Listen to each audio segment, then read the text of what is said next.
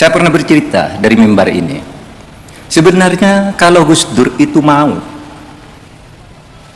pada bulan Juli tahun 2001 itu, kalau bisa menerima tawaran, Gus Dur udahlah tidak akan dijatuhkan, tapi politiknya harus begini. Kami minta menteri ini. Tapi ketika disampaikan Gus Dur bilang, demokrasi itu bukan pasar. Demokrasi itu bukan tukar menukar jabatan begitu. Demokrasi itu prinsip penyelenggaraan.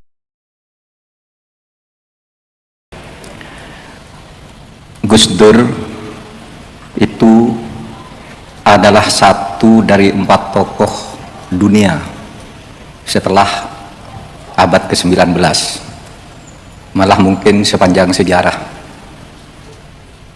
pemimpin-pemimpin dunia itu yang ketika wafat ditangisi oleh jutaan orang.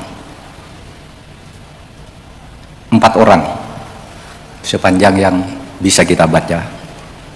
Pertama, ketika pada tanggal 30 Januari 1948 Mahatma Gandhi, Bapak India, meninggal dunia. Seluruh India berduka. Menjadi berita dunia, itulah tangisan manusia terbanyak sampai saat itu. Lalu pada tahun 63, ketika John F. Kennedy pada tanggal 22 November mati ditembak, rakyat Amerika berduka dan berbondong-bondong mengantar kepergiannya, melepas dari pinggir-pinggir jalan di seluruh Amerika. Lalu yang ketiga, Khomeini, Ayatullah Ruhullah Khomeini, pemimpin revolusi Iran yang wafat pada tanggal 3 Juni tahun 1889. Dan sesudah itu muncul dari Indonesia ketika pada tanggal 30 Desember tahun 2009 Kiai Haji Abdurrahman Wahid yang sudah tidak lagi menduduki jabatan di pemerintahan maupun di politik itu wafat. Seluruh rakyat Indonesia berduka.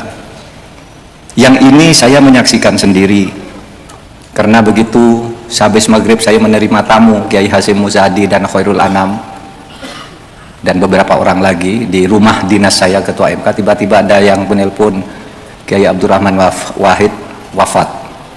Kami semua mengakhiri acara dan langsung ke rumah sakit Cipto Mangunkusumo. Di situ ribuan orang sudah menutupi jalan. Semua lantai rumah sakit itu penuh sambil menangis meraung-raung. Kemudian ketika Gus Dur dibawa pulang ke Cianjur, di pinggir jalan orang berteriak-teriak histeris, Gus Dur, Gus Dur, Gus Dur.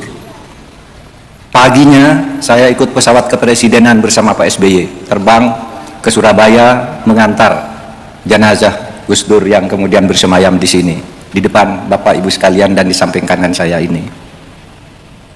Mulai dari Juanda sampai ke Tebu Ireng ini, orang di pinggir jalan berdubel, ada yang menangis, ada yang bertahlil. Anak-anak sekolah mengenakan bendera merah putih berteriak, Gus Dur, Gus Dur, Gus Dur. Saya tidak pernah membaca lagi tokoh yang sebanyak itu ditangisi dan diantarkan oleh rakyatnya. Gus Dur bahkan sudah 14 tahun selalu ditengok. Malam ini kita ke-14. Setiap minggu orang ke sini banyak, dan itu bukan hanya seperti kata Gus Kikin tadi, bukan hanya kaum muslimin yang ke sini, bukan hanya kaum muslimin. Cina, agama Hindu, Buddha, Kristen datang berdoa di rumah ibadah masing-masing untuk kebaikan Gus Dur di alam sana. Nah, saudara sekalian, itulah yang mungkin menjadi contoh yang difirmankan oleh Allah itu, bahwa orang yang baik meninggal dalam keadaan selalu terus berjuang, dia tidak akan pernah mati. Setiap kita ada problem perpecahan, orang lalu ingat, itu loh Gus Dur, ini loh yang dikatakan oleh Gus Dur, agar bangsa ini bersatu. Oleh sebab itu, ketika beliau berkuasa, saya merupakan salah satu orang yang dekat dengan Gus Dur. Saat-saat berkuasa dan menjelang berakhirnya kekuasaannya itu. Saya pernah bercerita dari mimbar ini. Sebenarnya kalau Gus Dur itu mau, pada bulan Juli tahun 2001 itu, kalau mau Gus Dur tidak jatuh, Gus Dur itu bisa menerima tawaran. Gus Dur udahlah, tidak akan dijatuhkan, tapi politiknya harus begini. Kami minta menteri ini, kami minta menteri ini, kata parpol yang satunya. Itu saya yang membicarakan itu dengan pimpinan parpol. Saya waktu itu bertiga bersama Pak Alwi dan Bu Khofifah. Tapi ketika disampaikan Gus Dur bilang, demokrasi itu bukan pasar. Demokrasi itu bukan tukar-menukar jabatan begitu.